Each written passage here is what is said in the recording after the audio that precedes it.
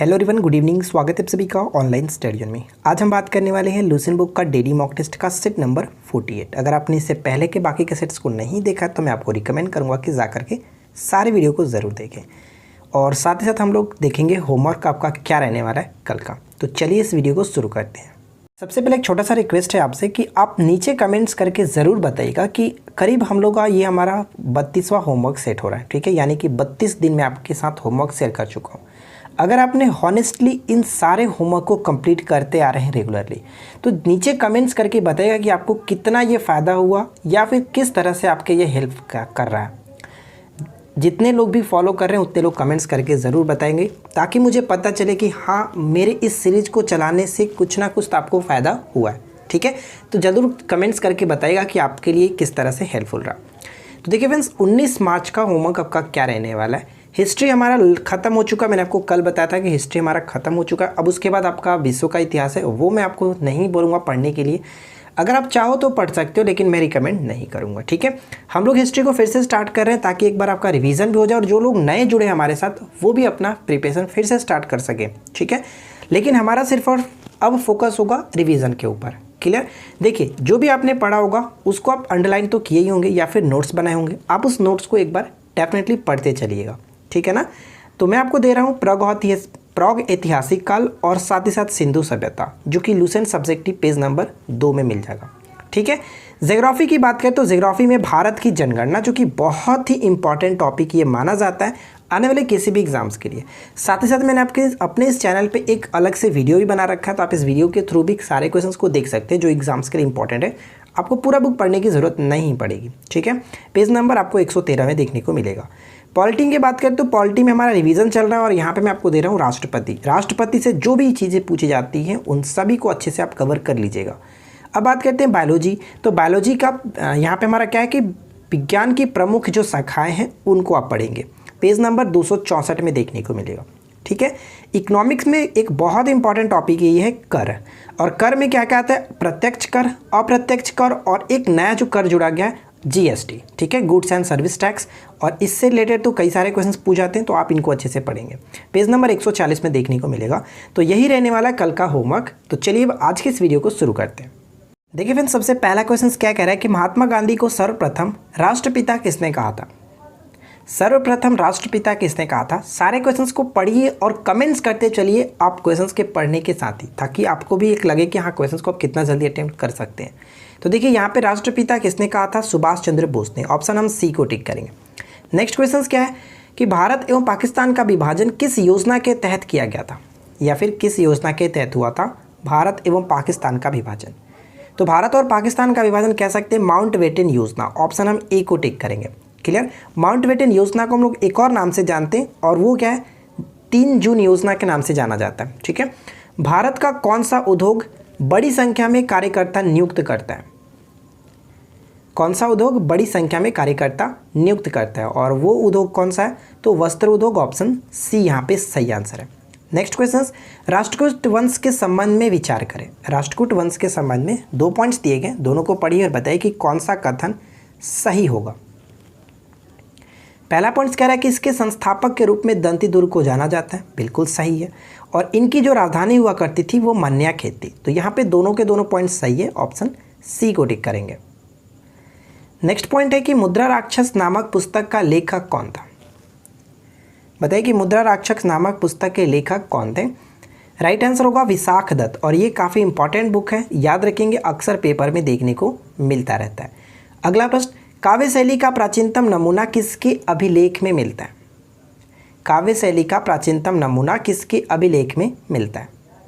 तो यहाँ पे सही आंसर होगा रुद्रदामन, ठीक है, रुद्रदामन के अभिलेख में देखने को मिलता है। नेक्स्ट क्वेश्चन, ताम्रपाषाण काल, जिसको हम लोग चालकोलिथिक एज के नाम से जानते हैं, महाराष्ट्र के लोग मृतकों के घर के फर्श के नीचे किस तरह रख करके दफनाते थे? क्या होगा सही आंसर? तो यहाँ पे करेक्ट आंसर होगा उत्तर से दक्षिण की ओर, ठीक है, उत्तर से दक्षिण की ओर। आगे बढ़ते हैं। देखिए, अगला प्रश्न क्या कह रहा है कि पंजाब में कौन सा स्थान हौजरी उद्योग के लिए प्रसिद्ध है? पंजाब में कौन सा स्थान हौजरी उद्योग के लिए प्रसिद्ध है और वो स्थान कौन सा है? तो हम यहाँ पे किसे टिक करेंगे? ऑप्शन डी करेक्ट आंसर है लुधियाना, ठीक है, option D will be correct answer. Next प्रश्न बनता है कि सूची 1 को सूची 2 के साथ सुमिलित कीजिए। बताइए कौन किसके साथ सही तरीके से मैच होगा। देखिए अगर हम एक एक करके देखें तो पूर्व का बोस्टन के नाम से हम लोग किसे जानते हैं, अहमदाबाद को, यानी ए का 2 के साथ कहाँ पे मिल रहा है, सिर्फ और सिर्फ एक ही ऑप्शन दिया जाए, राइट आंसर हमारा हो जाएगा ऑप्शन ए। ठीक है, आगे याद रख सकते हैं कि सूती वस्त्रों की राजधानी के रूप में मुंबई को जानते हैं, और उत्तर भारत का मैनचेस्टर के रूप में कानपुर को जाना जाता है, और दक्षिण भारत का मैनचेस्टर के रूप में कोयम्बटूर को जाना जाता है। तो इन सभी को डायरेक्ट आप याद रखेंगे सिंगल करके, क्योंकि अक्सर क्वेश्चंस यहाँ से पूछे जाते हैं। एक छोटा सा अपडेट मैं आपको और देना चाहता हूँ, बीपीएससी करंट अफेयर्स आपको डेली अभ्यास कराया जा रहा है 20 क्वेश्चंस 20 मिनट में, मंडे टू सैटरडे लेकर ये होता है शाम को 7 बजे। अगर आप इंटरेस्ट रखते हैं तो इस वीडियो के नीचे डिस्क्रिप्शन आपको लिंक मिलेगा, रोजाना 7 बजे आप इनके साथ जुड़ सकते हैं, शशि शरण सर और अभिमन्यु सर के साथ। ठीक है, और काफ़ी अच्छे तरीके से आपको डिटेल में इसका सोल्यूशन कराया जाएगा 7:30 बजे, तो आप इनके साथ जुड़ सकते हैं। ठीक है, बरौनी निम्न में से किस उद्योग के लिए प्रसिद्ध है। फ्रेंड्स अगर आपको वीडियो अच्छी लगे, क्वेश्चंस अच्छे लगे तो प्लीज़ वीडियो को अधिक से अधिक लाइक किया करें, अपने दोस्तों के साथ शेयर करें। ठीक है, देखिए बरौनी निम्न में से किस उद्योग के लिए प्रसिद्ध है, तेल शोधन उद्योग के लिए, ऑप्शन ए को टिक करेंगे। अगला प्रश्न क्या है कि डीजल लोकोमोटिव कारखाना कहाँ स्थित है। डीजल लोकोमोटिव कारखाना कहाँ स्थित है, तो ध्यान रखेंगे डीजल लोकोमोटिव कारखाना पड़ता है वाराणसी में, ऑप्शन सी करेक्ट आंसर है। नेक्स्ट वन, महाराष्ट्र स्थित पिंपरी किस लिए प्रसिद्ध है। महाराष्ट्र स्थित पिंपरी जो है वो किस लिए प्रसिद्ध है, तो पिंपरी कह सकते हैं कि एंटीबायोटिक उद्योग के लिए प्रसिद्ध है, ऑप्शन डी को टिक करेंगे। अगला प्रश्न कि भारत का सबसे महत्वपूर्ण लघु उद्योग कौन सा है। भारत का सबसे महत्वपूर्ण लघु उद्योग कौन सा है। सबसे महत्वपूर्ण लघु उद्योग के रूप में हथकरघा उद्योग को जाना जाता है, ऑप्शन बी करेक्ट आंसर है। नेक्स्ट वन कि पूर्व मध्य रेलवे का मुख्यालय कहाँ स्थित है। बताइए पूर्व मध्य रेलवे का मुख्यालय कहाँ स्थित है, तो क्या होगा सही आंसर। इस क्वेश्चन का राइट आंसर है पूर्व मध्य रेलवे का मुख्यालय हाजीपुर। ठीक है, ऑप्शन डी को टिक करेंगे। ध्यान दीजिएगा यहाँ पे 3 पॉइंट्स और भी आपको याद रखने, जैसे गोरखपुर अगर बात करें, गोरखपुर किसका मुख्यालय, तो पूर्वोत्तर रेलवे का मुख्यालय गोरखपुर है। ठीक है, जबलपुर किसका है, तो पश्चिम मध्य रेलवे का मुख्यालय जबलपुर होता है, और उसी तरह से जयपुर की बात करें तो जयपुर जो होता है उत्तर पश्चिम रेलवे का मुख्यालय होता है। क्लियर, आगे बढ़ते हैं। नेक्स्ट वन, निम्नलिखित में से किसे उग्रसेन कहा जाता है। उग्रसेन यानी कि भयानक सेना का स्वामी कहा जाता है। उग्रसेन के नाम से हम लोग महापद्मनंद को जानते हैं, ऑप्शन ए सही आंसर होगा। नेक्स्ट क्वेश्चन क्या है कि तातीपाका तेल शोधन कारखाना जो है कह सकते हैं कि किस राज्य में अवस्थित है। तातीपाका तेल शोधनशाला किस राज्य में अवस्थित है, तो ये अवस्थित है Andhra Pradesh, option D correct है। नेक्स्ट वन की प्रथम तेल परिष्करण संयंत्र कहाँ स्थापित किया गया था। प्रथम तेल परिष्करण संयंत्र जो है वो कहाँ स्थापित किया गया था। असम के डिगबोई में, ऑप्शन सी को टिक करेंगे, असम के डिगबोई में। नेक्स्ट क्वेश्चन कह रहा है कि तकनीकी शब्द गोल्डन क्वाड्रेंगल या फिर कह सकते हैं कि स्वर्णिम चतुर्भुज इंगित करता है किसे। अक्सर आपको एग्जाम्स में स्वर्णिम चतुर्भुज ही देखने को मिलता रहता है, तो इस क्वेश्चन का करेक्ट आंसर होगा स्वर्णिम चतुर्भुज के नाम से हम किसे जानते हैं, तो 4 भारतीय मेट्रो नगरों को जोड़ने वाली राष्ट्रीय राजमार्ग विकास परियोजना में से, ऑप्शन सी को टिक करेंगे। नेक्स्ट क्वेश्चन है कि भारत में प्रथम रेलवे लाइन किसके शासनकाल में बिछाई गई। प्रथम रेलवे लाइन जो है वो किसके समय में बिछाई गई थी, तो लॉर्ड डलहौजी के समय में 16 अप्रैल 1853 को बिछाई गई थी, लॉर्ड डलहौजी, ऑप्शन सी यहाँ पे करेक्ट आंसर होगा। नेक्स्ट वन, निम्नलिखित में से कौन एक सही सुमेलित नहीं है। निम्नलिखित में से कौन एक सही सुमेलित नहीं है, क्या होगा राइट आंसर। सही सुमेलित नहीं है तो हम यहाँ पे कह सकते हैं, देखिए ऑप्शन हम बी को टिक करेंगे, क्योंकि पेरियार राष्ट्रीय उद्यान केरल में स्थित है और ये कह सकते हैं हाथी और बाघ के लिए प्रसिद्ध है, हंगुल के लिए नहीं। हंगुल के लिए आपको पता है कि जो दाचीग्राम अभयारण्य है जम्मू कश्मीर में वो फेमस है। ठीक है, तो हम यहाँ पे ऑप्शन बी को टिक करेंगे जो कि गलत है। नेक्स्ट क्वेश्चन, मौलिक अधिकारों को लागू करने का दायित्व किसके पास है। मौलिक अधिकारों को लागू करने का दायित्व किसके पास है, तो उच्चतम न्यायालय और उच्च न्यायालय दोनों के पास है, ऑप्शन सी करेक्ट आंसर होगा, उपयुक्त दोनों पर। मौलिक अधिकारों का निलंबन कौन कर सकता है, बताइए मौलिक अधिकारों का निलंबन कौन कर सकता है, तो ध्यान रखेंगे मौलिक अधिकारों का निलंबन जो है वो राष्ट्रपति कर सकते हैं, और इसके बारे में ऑलरेडी भी हम डिस्कस कर चुके थे, सी करेक्ट आंसर होगा। नेक्स्ट वन है कि संविधान में उद्घोषित मौलिक अधिकारों में संशोधन किया जा सकता है केवल किसके द्वारा? संशोधन किया जा सकता है, तो संशोधन किया जा सकता है संसद के द्वारा। ऑप्शन सी करेक्ट है। नेक्स्ट क्वेश्चन की भारतीय संविधान के अंतर्गत मूल अधिकारों का संरक्षक कौन है? मूल अधिकारों का संरक्षक कौन है? तो ध्यान रखिएगा, मूल अधिकारों के संरक्षक के रूप में न्यायपालिका को जानते हैं, यानी कि सर्वोच्च न्यायालय और उच्च न्यायालय दोनों। भारतीय संविधान के अनुच्छेद 25 का संबंध किससे है? भारतीय संविधान का अनुच्छेद 25 जो इसका संबंध किससे? तो 25 से लेकर के 28 तक हम कह सकते हैं कि धार्मिक स्वतंत्रता का अधिकार से संबंध है, तो यानी कि धर्म की स्वतंत्रता यहाँ पे ऑप्शन सी को टिक करेंगे। नेक्स्ट क्वेश्चन की संविधान के किन अनुच्छेदों के अंतर्गत अल्पसंख्यकों को अपनी संस्कृति के संरक्षण तथा अपनी पसंद की शिक्षा संस्थाओं की स्थापना व संचालन के अधिकार को मान्यता प्रदान की गई है? ये बहुत ज़्यादा इंपॉर्टेंट क्वेश्चन है, तो इसको आप अच्छे से याद रखिएगा। इस क्वेश्चन का राइट आंसर होगा अनुच्छेद 29 और 30। ठीक है, ऑप्शन बी यहाँ पे करेक्ट है। नेक्स्ट क्वेश्चन, चाइनामैन शब्द किस खेल से संबंधित है? चाइनामैन शब्द किस खेल से संबंधित है? तो ध्यान रखेंगे, चाइनामैन शब्द का संबंध क्रिकेट से होता है। ऑप्शन ए करेक्ट आंसर होगा। नेक्स्ट वन की किस ग्रुप के खेलों में प्रत्येक पक्ष में खिलाड़ियों की संख्या समान होती है? यानी कि निम्नलिखित में से जो दिए गए हैं बताइए कि इनमें किस में खिलाड़ियों की संख्या जो होती है वो समान होती है? तो देखिए, बेसबॉल में भी 9 होते हैं और खो खो में भी 9 होते हैं, यानी करेक्ट आंसर ऑप्शन सी होगा। तमाशा किस राज्य की प्रमुख नृत्य कला शैली है? तमाशा किस राज्य की प्रमुख लोक नृत्य कला शैली है? ये होता है महाराष्ट्र का। ऑप्शन बी को टिक करेंगे। केंद्रीय औषधि शोध संस्थान कहाँ स्थित है? केंद्रीय औषधि शोध संस्थान जो है वो कहाँ स्थित है? तो ये पड़ता है लखनऊ में। ऑप्शन सी करेक्ट आंसर है, लखनऊ। कौन सा मिलान सही है? बताइए कौन सा मिलान सही है? तो ध्यान रखेंगे, हम यहाँ पे कह सकते हैं कि इंसुलिन की खोज बेंटिंग बिल्कुल सही, खोज या फिर आविष्कार कह सकते हैं।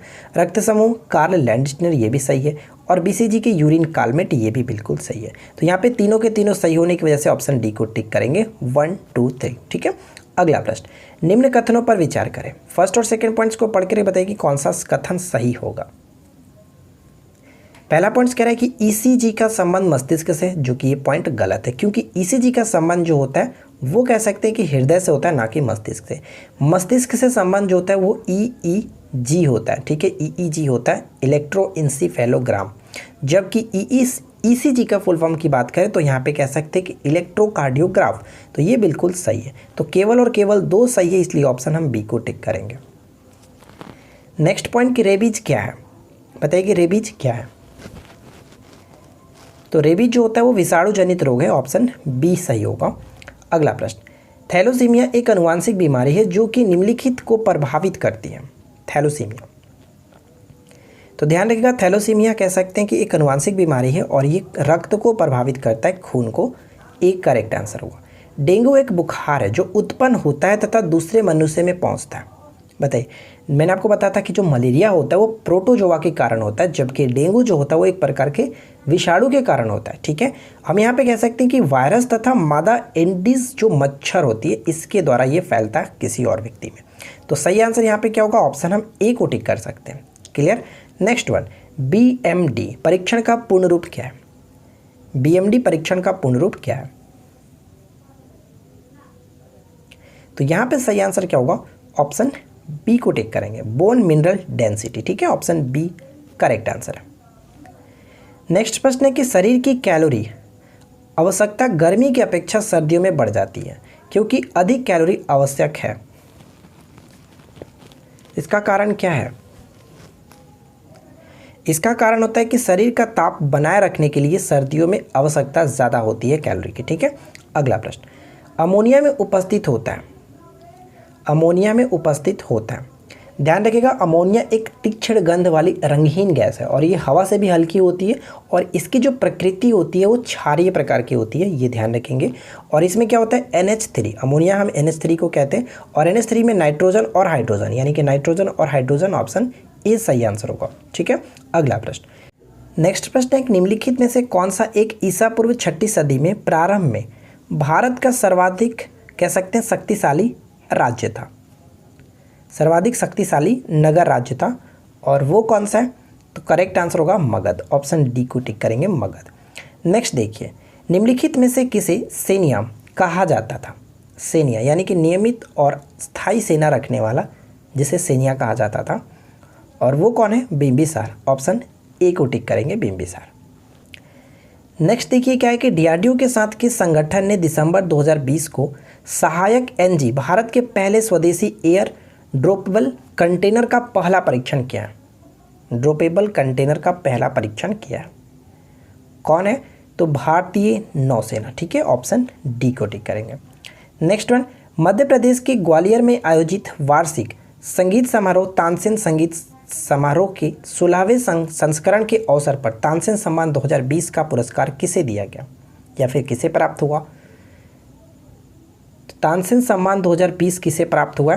तो कह सकते हैं Pandit Satish Vyas. Option D correct है।